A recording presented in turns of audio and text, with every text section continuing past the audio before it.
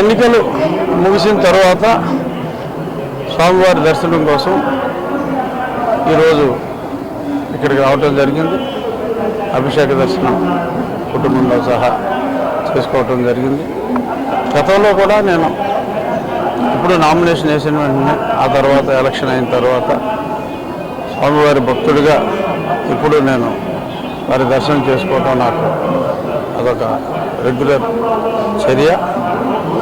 ఈ సందర్భంగా ఆంధ్రప్రదేశ్ రాష్ట్రానికి మంచి రోజులు రావాలని గౌరవనీయులు నారా చంద్రబాబు నాయుడు గారు ముఖ్యమంత్రిగా ప్రమాణ స్వీకారం చేసి ప్రజల కష్టాలన్నీ తొలగి మంచి చక్కటి వెల్ఫేర్తో పాటు అద్భుతమైన అభివృద్ధి దిశగా ఆంధ్రప్రదేశ్ పయనించాలని మనస్ఫూర్తిగా స్వామివారిని వేడుకోవటం జరిగింది.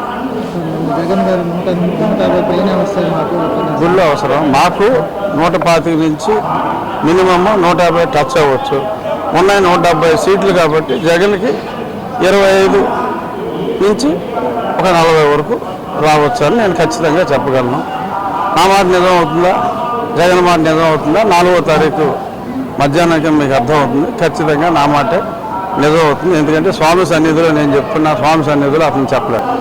ఎన్నికలు ముగిసిన తర్వాత స్వామివారి దర్శనం కోసం ఈరోజు ఇక్కడికి రావటం జరిగింది. అభిషేక దర్శనం కుటుంబంలో సహా చేసుకోవటం జరిగింది.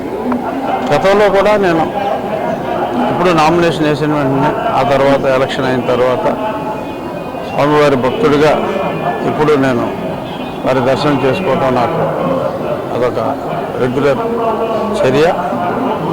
ఈ సందర్భంగా ఆంధ్రప్రదేశ్ రాష్ట్రానికి మంచి రోజులు రావాలని గౌరవనీయులు నారా చంద్రబాబు నాయుడు గారు ముఖ్యమంత్రిగా ప్రమాణ స్వీకారం చేసి ప్రజల కష్టాలన్నీ తొలగి మంచి చక్కటి వెల్ఫేర్తో పాటు అద్భుతమైన అభివృద్ధి దిశగా ఆంధ్రప్రదేశ్ పయనించాలని మనస్ఫూర్తిగా స్వామివారిని వేడుకోవటం జరిగింది.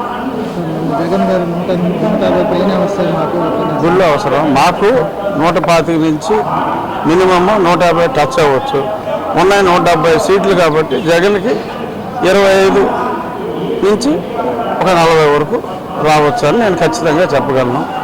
నా మాట నిజం అవుతుందా, జగన్ మాట నిజం అవుతుందా 4వ తారీఖు మధ్యాహ్నానికి మీకు అర్థమవుతుంది. ఖచ్చితంగా నా మాటే నిజం అవుతుంది. ఎందుకంటే స్వామి సన్నిధిలో నేను చెప్తున్నా, స్వామి సన్నిధిలో అతను చెప్పలేదు.